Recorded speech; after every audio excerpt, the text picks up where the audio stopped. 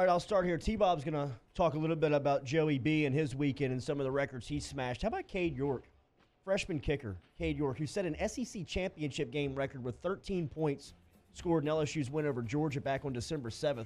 Broke the SEC league single-season mark for points scored by kicking Saturday by blasting through a couple of extra points on Saturday. He needed 146, or he finished with 146 on the season. 83 extra points made, 21 field goals made.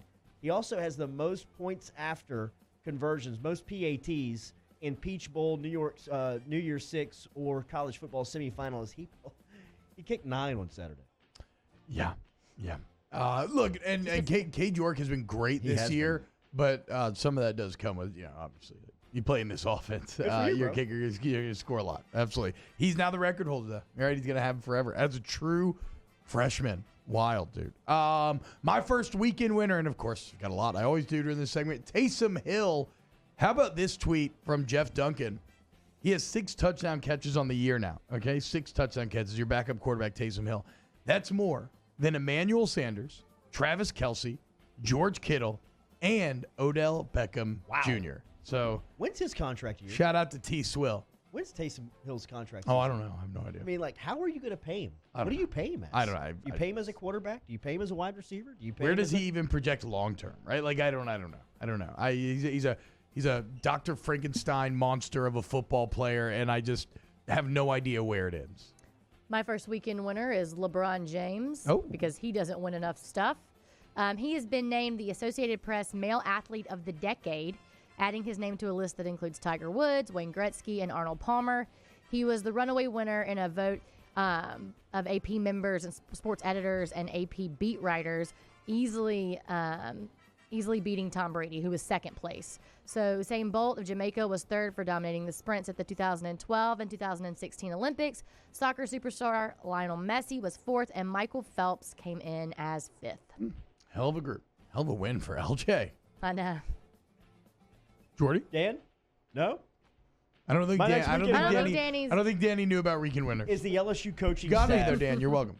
A total of $1.4 million has been bonus to the LSU coaching staff for their run of victories here. First time LSU has ever in their program's history won 14 games. They can still win a 15th. You guys set a record in 2011 with 13 wins on the year. That's the most in program history. Now with Saturday's win, they have 14 total wins. So with that comes a bevy of bonuses from Scott Woodward and the LSU athletic department. Ogeron, the big winner here, as he takes home an extra $700,000 for his bid to the national championship game. Dave Aranda and Steve Insminger each pocket an extra $100K, while the rest of the staff takes in $75,000. If LSU wins the national championship on January 13th, the entire staff will earn postseason bonus checks totaling $2.1 million. And it's well earned. I know not a lot of people around here like Dan Wolken, but this is his headline from today. Opinion, why LSU could be on the verge of the most impressive season in college football history. Wow, how Dan has come around. What a great guy, great journalist. Said it all the time. Said it every single day I come in here. Talk about Wolken. All right, my next weekend winner, the Ravens. They end the season as a 1 seed, 12-game winning streak. They got the MVP, and I guess they just bring this up because, it's New Year. It's a time of reflection. What a difference a year can make. Back in January, remember, we saw Lamar Jackson in the playoffs, and he looked terrible. And everybody's talking about how this guy stinks. He can't throw. Overrated. He's overrated. There's no expectation coming into this season. Why be a wide receiver? Yeah. Look at my guy now. Look at what a difference a few months can make. Shout out to Lamar Jackson. Shout out to the Ravens. Shout out to the 1 seed. 12 wins in a row in the NFL is insane. Rivs? My next winner is Christian McCaffrey.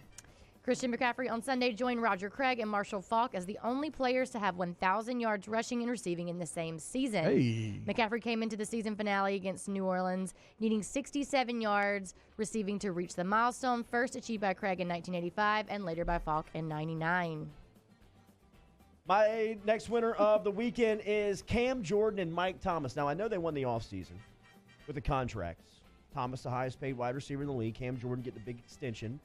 But how about those guys, man? When do you see professional athletes in a contract year when they're paid, after they're paid, go out and shell out like these two cats have?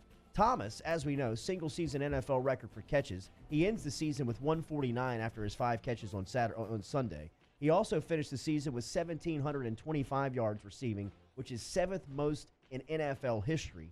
Cam Jordan picked up his 15th sack of the year, which puts an extra $500,000 in his pocket for a contract bonus there. And he finished the season with 15.5 sacks. That's the most in his career. I mean, both these guys just got paid, and they gave you career years. So leadership. That's as good as it gets in professional status, man. Shout out to Cam Jordan and Mike Thomas for winning the weekend. I'll stay with the black and gold. The Saints are one of my big weekend winners. But T-Bob, they finished with the 3 seed. That's all good. Don't lose sight of the season that was. They win 13 games for the 4th time since 2009. That is tied with the Patriots for the most in that span. In fact, Jordy, look at the last 11 years of NFL football. Only 5 teams have won 13 games more than once. And the Saints have done it 4 times. And how about this? Yes, they might go on the road to the playoffs, but if Jeff Duncan points out in his column today, the road to the goes through New Orleans, even if it's not geographically. Remember the other Duncan stat we gave you.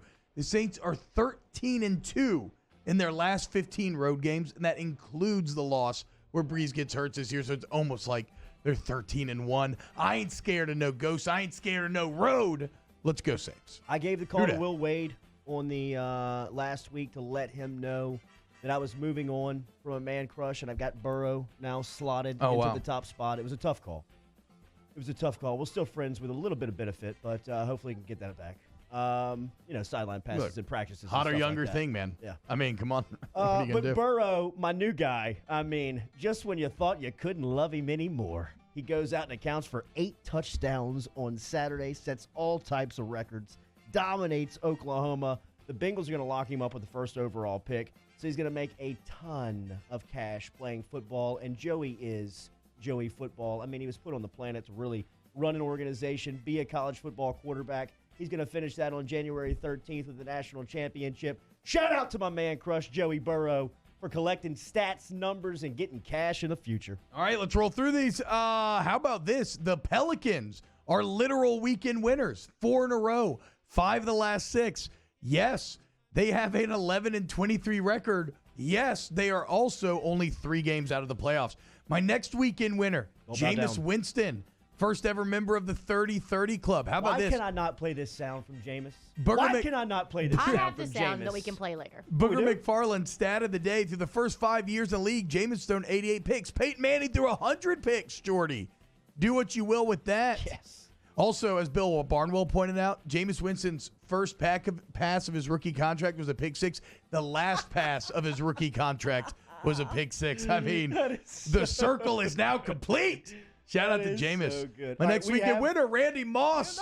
Teared up watching his son ball out. Very sweet moment. My next weekend winner, people who want to claim Death Valley once again. We're playing for pinks in the Natty, baby. Whoever wins gets Death Valley. My next weekend winner, hostage. Sharon Stone. She got blocked on Bumble because people said her account was fake. She complained. She got the account back. I think it was probably all marketing, but good on you, Sharon Stone. If you match with Sharon Stone, better on you. And finally, my last weekend winner, Jordy, waking up and driving us at 4 a.m. from Atlanta, getting us back by, I think it was 9:45 Central Time. We checked into Baton Rouge, and if you've ever started a drive from Atlanta, to end up back home at 9:45 a.m. on a Sunday it's unbelievable. It makes you feel like you never even went out of town. It was truly special. There was a 2.5-hour stretch where we never dipped below 100. I was sleeping the whole time. Yeah, it was good. George was like, is this thing leaking gas? Matt was like, no, you go very fast. 120 for 2 hours, bro. It's like a jet engine.